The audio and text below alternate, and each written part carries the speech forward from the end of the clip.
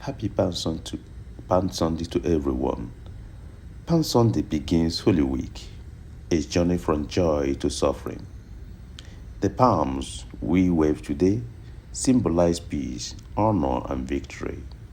Yet, the same voices that cried Hosanna to Jesus Christ will soon shout, Crucify him. This is the weakness of the human heart, quick to praise, quick to turn away. Let us not be fair weather followers. May we stand with Christ, not only in moments of glory, but also in times of trial. Lord, give us the grace to remain faithful to you through joy, through suffering, and all the way to the cross. El Domingo de Ramos marca el inicio de la Semana Santa, un camino de la alegría al sufrimiento.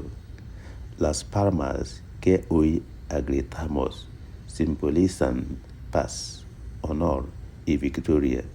Sin embargo, las mismas voces que gritaron Hosanna a Jesucristo pronto clamaron crucificarlo. Esta es la debilidad del corazón humano, rápido para alabar, pero también rápido para alejarse.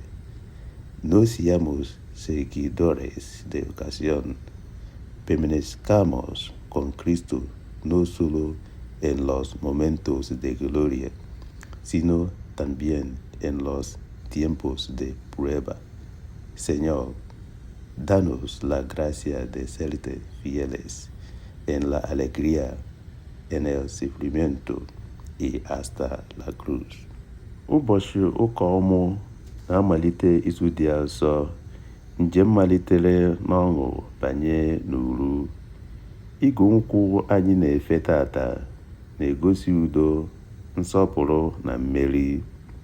Ma ọ bụ otu ndị ahụ tiri Hosanna mesịara tiwekwa kpọgide ya n'obe.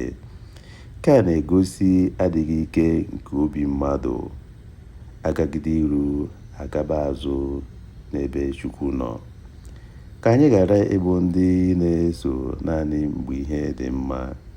Ka anyị guzosie ike n'akụkụ Kristi ma n'oge ọṅụ na n'oge ọnwụnwa. Onyenwe anyị nye anyị amara ka anyị bụrụ ndị kwụsiri ike n'okwukwe site n'ọṅụ, site n'ahụhụ were ruo n'obe. Amen.